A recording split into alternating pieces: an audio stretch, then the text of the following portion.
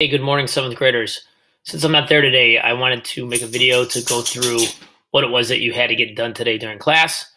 So let's go through and talk a little bit about the start of this lab. I'm going to kind of have you jump around a little bit. So you're going to want to keep this video open as you go through the activities today, so that if you need to come back, you can come back to them. All right, so first thing you do is to go to Google Classroom, and you'll see a doc there that's called the Geologic Time Scale Lab.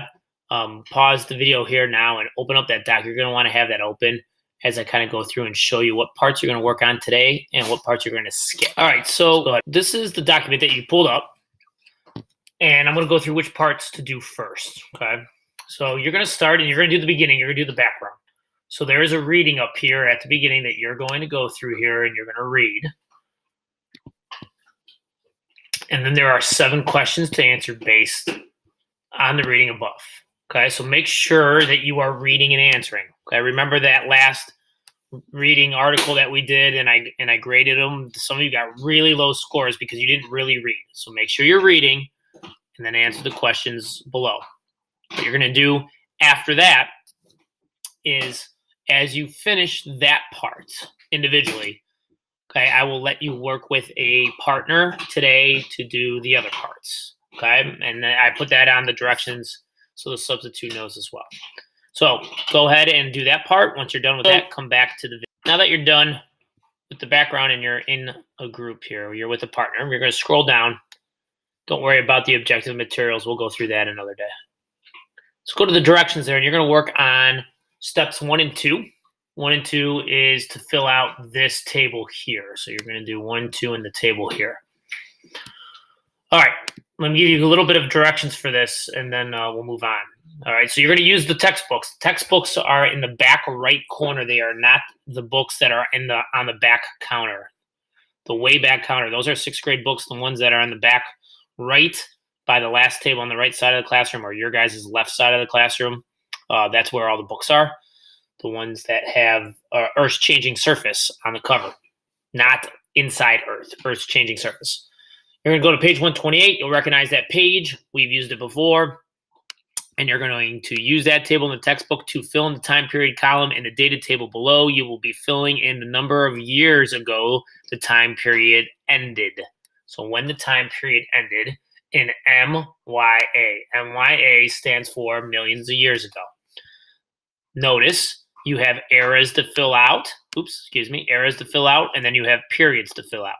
And the reason that these are indented is because these dates will fall within the entire date period of the Paleozoic era, because you should remember that eras are longer periods. They're larger time periods than the actual periods themselves. The time that they take are much longer, right? So go through and you do this, okay? Number 2 talks about how to figure out where you're going to put them on this long measuring tape that we're going to use later in this week. If you and your group think that you understand what to do by reading number 2 and you think you can do this, go ahead for it. Try it. That'd be awesome if you can. If you try for a little bit and you get confused and you're not sure and you want to stop, that's okay as well. If you look and you read it and you're like, I have no idea what this is saying, skip it and don't worry about it, okay? The middle column has to be filled out today. This 3rd column does not.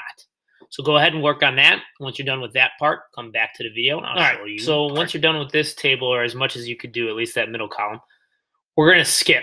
You're going to skip 3, 4, 5, 6, 7, 8, skip 9, skip 10, skip 11. That's all with the long tape, a registered tape, or a calculator tape, as it's called, like, because they used to have these old calculator machines that you would do a calculator on. It would print it all out on this roll, but whatever. You don't need to know that. Anyways, number 12 is where you're going to go to, and it's another table. There are major events that happen here throughout the history of the Earth. Your job is to research these events and find out how many millions of years ago they happened. And then once you've done that, you should be able to go back up to your chart here to determine which period they fall within. And then you're going to fill that in there. So you'll fill out this table here with number 12. And then that's it for today. Because you can't really go on to do anything else. You can't answer the questions because you haven't done the other part of the lab or anything else like that yet. So that's all that you're trying to get done today. Okay. If you finish all of this and there's still some time left, if you can go and you can just work quietly on some other work. I'm not going to have anything else for you to do. And then when we come back tomorrow, we'll continue with our presentations and we'll continue working on this lab once we're done with the presentations. So hopefully you have a good day, and I will see you tomorrow.